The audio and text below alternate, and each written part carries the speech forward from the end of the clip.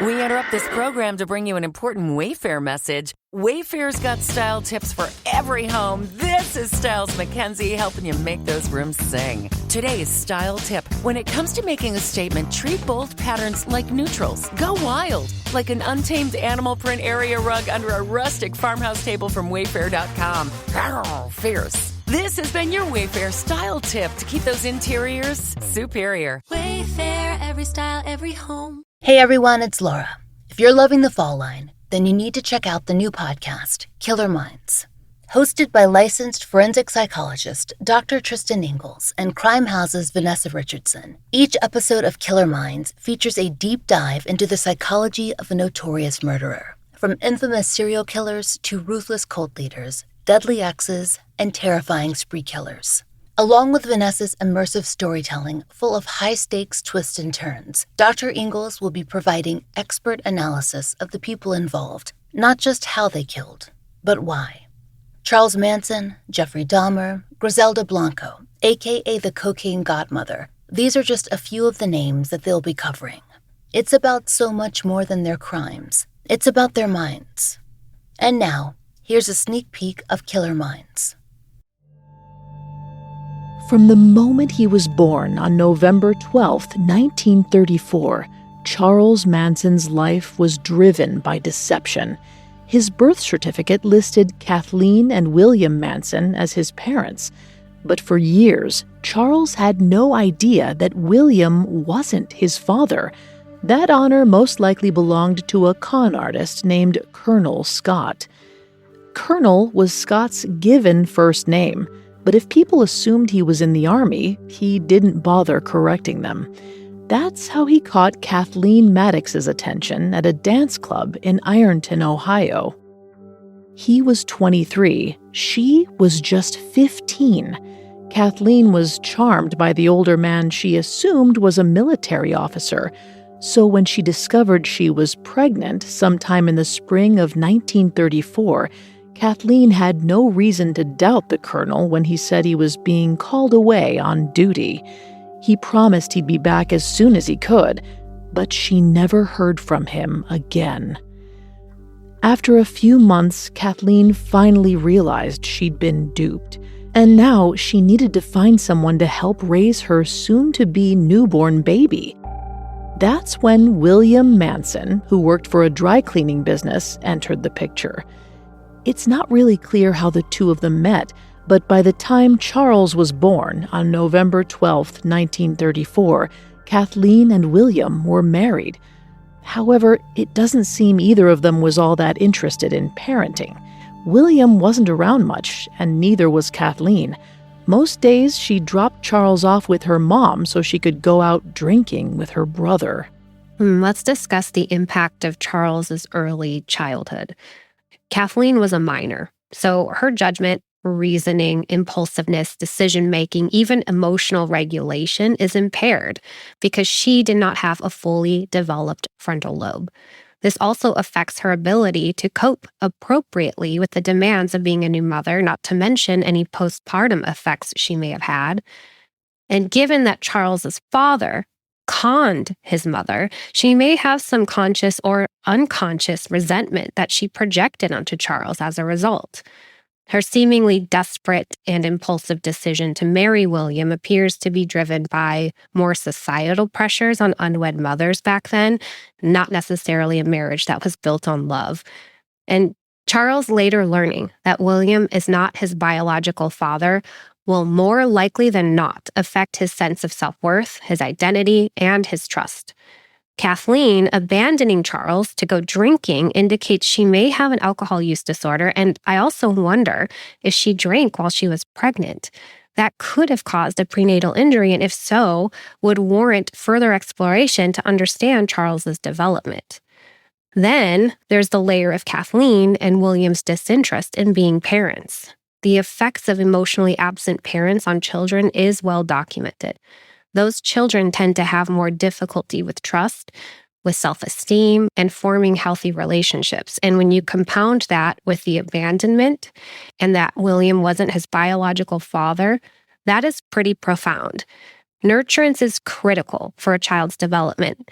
And if their immediate caregivers aren't providing that or reinforcing a healthy development, that child is at risk of exhibiting poor emotional regulation later on. They have an increase in academic struggles, behavioral deficits, and developmental delays. So even if Charles' grandmother was a nurturing guardian, what kind of impact does it have on a child when they can tell their parents aren't that interested in raising them? It's a really good question. Well, statistically, if a child has emotionally absent parents, but they have at least one constant loving and nurturing presence, like a grandmother, for example, they are more likely to be resilient and overcome those statistical odds that I'd mentioned. And that's why there's so many adult children of emotionally absent parents who are high functioning. They are breaking generational cycles, and they have learned to have healthy attachments as adults. Of course, this all depends on a number of factors, such as when that nurturing presence entered their life, how long they remained in their life, how available they were to them, as well as other things. But the fact remains that children will recognize that their parents are emotionally absent at some point, and there is a likelihood that there will be some resentment or anger. With all this going on, it didn't take Kathleen and William long to realize they weren't right for each other. Within 2.5 years, they were divorced. After that, Kathleen turned to petty crime to get by. And on August 1st, 1939, when Charles was almost 5, she was arrested after an unsuccessful robbery. Kathleen spent the next few years behind bars, while young Charles was given to his aunt, uncle, and cousin who lived near the West Virginia prison where she was incarcerated. And this is what I meant about those other variables that affect resiliency. If his grandmother was a constant source of nurturance and affection, then taking him away from her and passing him around through different relatives like that really does reduce his ability to gain that resiliency. Mm-hmm. And it was a strict household on top of that, and Charles was frequently punished for breaking the rules. And he didn't have it much easier at school. He was small for his age and prone to mischief. That meant he drew the attention of bullies and received discipline from his teachers. It was a lot for a young boy to handle on his own. So when Kathleen was released from prison in 1942, 8-year-old Charles was over the moon. But after a short period of good behavior from both of them, things went south. Kathleen had a hard time staying on the straight and narrow, and Charles took his cues from her.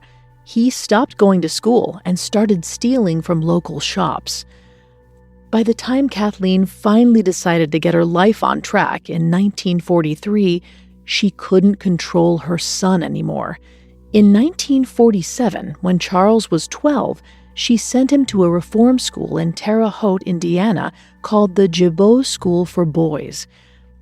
Predictably, things didn't go well. Within 10 months, Charles had run away multiple times. He alternated between going back to his family and living on his own, stealing to get by. When he inevitably got caught, he was sent to even stricter institutions. In 1949, at 13 years old, Charles found himself at a place called the Indiana Boys' School. And that's when his life became a living hell. It wasn't like things had been easy until this point, but at the Indiana Boys' School, things took a tragically dark turn. According to Charles, he was sexually assaulted by some of his fellow students, and to make a horrifying situation even worse, it was apparently encouraged by a staff member. Oh, wow. There's a lot to unpack here. So until this point, Charles has had no real stability or security in his life, starting from a very young age, not to mention the many broken attachments he's had until this point. His mother was seemingly grooming him into a career criminal and then once again abandoned him, this time to a reform school, because she could no longer control what she herself had actually helped to create. Now, at this boys' school, he continues to lack any control over his life, and once again, the adults that should be protecting him aren't, and instead are encouraging crimes against him. And this, I believe, greatly impacted his ability to empathize with others, or rather his lack of ability to do that, and why he only forms attachments to others if he has something to gain from them. And those attachments will remain superficial. He is learning more versatile ways to be a criminal, and more importantly, this really shapes who he is to become.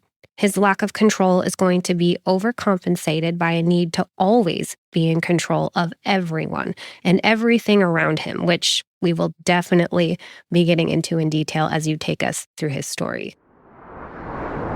Follow Killer Minds, a Crime House Studios original, now. New episodes drop every Monday and Thursday. Again, that's Killer Minds. Follow now wherever you get your podcasts. And for early, ad-free access, subscribe to Crime House Plus on Apple Podcasts.